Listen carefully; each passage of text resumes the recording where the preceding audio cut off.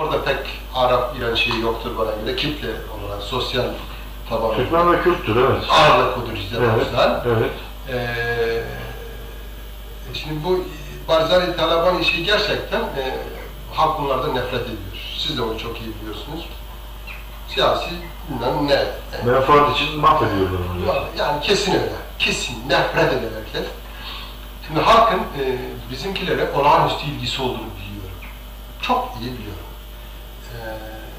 Ufak bir destek bile demesem, bunları dıştalama, bunları bırakma, kısa bir süre sonra o kitlenin dört dörtlük tutulmasıdır. Şimdi sizden şey diyeceğim olay ki bunlar çok tarihidir bana göre.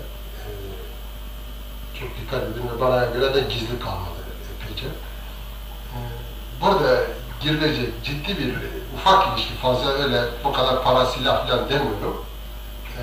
Ufak bir yönlendirme ilişkisi. Bir, çatışma olmayacak, olmamalı dedim.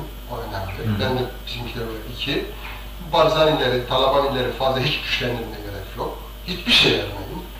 Yavaş yavaş bu gereksiz adamları çok zayıflatalım onları. Anladım. Demokrasinin önünü açık tutalım. Türkiye'deki demokratikleşmenin bir şeyini, bir benzerini orada işte her bir olay dediğim olay o. Serbest propaganda, serbest örgütleme. Şimdi evet, oradakileri nasıl yanımıza çekeceğiz peki? çekeriz. Nasıl? Hepsi Türkiye'cidir.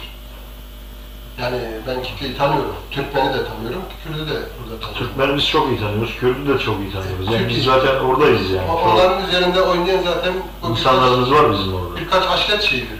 Oynayan birkaç aşiret adamıdır. Biz biraz köprü olacağız. Yani oradaki toplumsal kitle ile Türkiye arasında ve Güneydoğu diğerinde bir köprü olacağız. Bunu kesinlikle dönüştürebiliriz. Bundan hiçbir şeyiniz olmasın.